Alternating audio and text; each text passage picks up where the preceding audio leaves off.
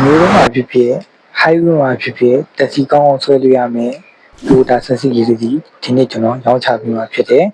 ကားလေးကမော်ဒယ်ကတော့2006စီးတက်စီဖြစ်တဲ့အတွက် license ကတော့ရန်ကုန် license နဲ့ဖြစ်မယ်လက်မှတ်ကတော့ GG ဖြစ်မယ်ကာလာကတော့အဖြူရောင်ပါ grade ကတော့ ULF package ပဲဖြစ်ပါတယ်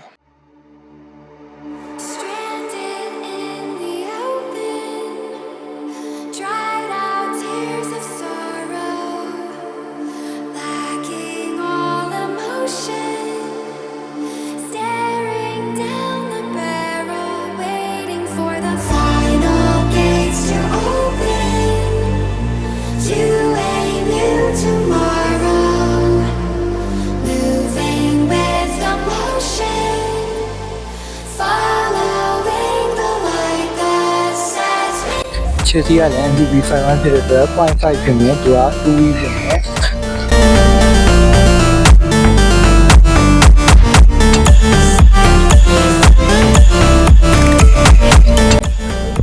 ပြီးတော့ name plate မှာလည်း 0.5 mm ဖြစ်မယ်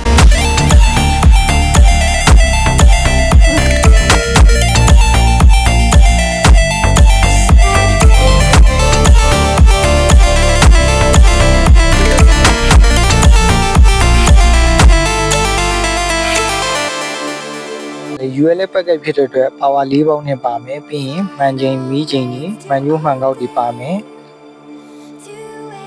ကားရဲ့အတွင်းကလေးလည်းတော်တန့်နေတယ်သူက AC aircon ကုန်ကောင်းနေတယ်ကားစက်ဘူးလည်းပါပြီးရနော်ဒီကားလေးကိုကျွန်တော်ရောင်းချပေးနေတယ်တော့3685သိန်းကိုမှနင်းပြီးတဲ့ညီနိုင်ရောင်းချပေးမှာဖြစ်တယ်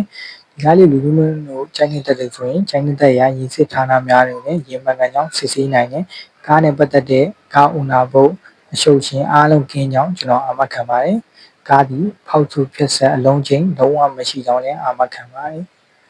ဒီမိနစ်နဲ့ဆက်သွယ်ခြင်းလို့ဆိုရင်ကျွန်တော်ရဲ့ဖုန်းနံပါတ်ဖြစ်တဲ့399588ကို၎င်း399968336296ကို၎င်းဆက်သွယ်မိမြန်နိုင်ပါတယ်နောက်တဲ့ဗီဒီယိုများမှာပြန်လည်ဆုံတွေ့ကြပါမယ်ကျွန်တော်တို့ဟဲ့ဒီပါအားလုံးကျေးဇူးတင်ပါတယ်